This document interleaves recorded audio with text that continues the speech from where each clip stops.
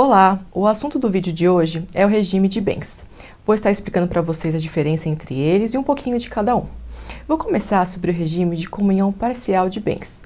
Este regime é o regime legal, ou seja, é o regime adotado pelo nosso Código Civil, quando os cônjuges não escolhem outro regime diverso. O que é o regime de comunhão parcial de bens? O regime de comunhão parcial de bens é aquele em que os bens adquiridos anteriormente ao matrimônio não entram na partilha de bens com o cônjuge, e os bens adquiridos após o matrimônio serão partilhados entre ambos os cônjuges caso haja um eventual divórcio. E por que este é o regime legal? Este é o regime legal, pois entende este ser o mais benéfico para ambas as partes. Neste regime, não é necessário fazer o pacto antinupcial. O pacto antinupcial já foi assunto num outro vídeo que você pode encontrar aqui no meu canal melhores detalhes sobre ele. Agora vamos falar sobre o regime de comunhão universal de bens. O regime de comunhão universal de bens, antigamente, bem lá atrás, este era o regime legal.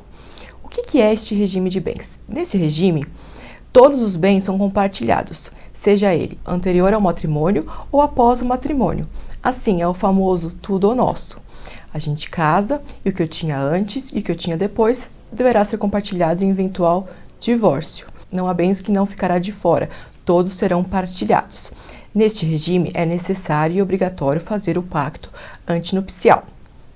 Agora vamos falar sobre o regime de bens de separação total de bens. O que é o regime de separação total de bens?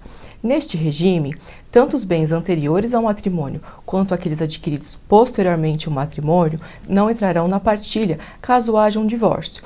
Ou seja, cada cônjuge terá o seu bem, os seus patrimônios, eles não serão comunicados. Contudo, atualmente na justiça, muitas pessoas estão conseguindo o quê? Mesmo nesse regime de separação total de bens, comprovar que eventual bem foi adquirido somente no nome de um dos cônjuges, porém este ajudou a pagar uma parte, e assim pleiteando a parte que ajudou a pagar.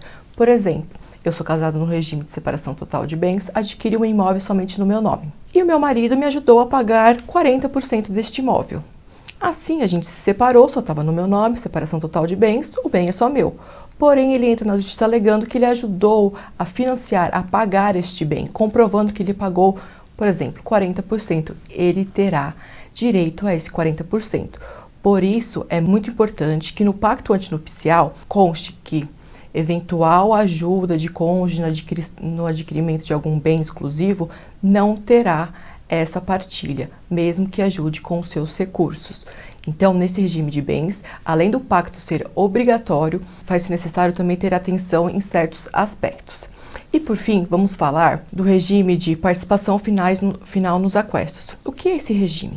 Esse regime é aquele bem parecido com o regime de comunhão parcial de bens, ou seja, todos os bens adquiridos anteriormente ao matrimônio será individualmente de cada cônjuge, e os adquiridos durante o matrimônio deverão ser partilhados no final, na dissolução do casamento. E qual a diferença deste para o da comunhão parcial? Nesse regime, cada cônjuge terá a liberdade de gestão de cada bem seu. Por exemplo, eu contraí um imóvel somente no meu nome. Porém, no final, caso eu me separe, o meu marido também terá direito à metade.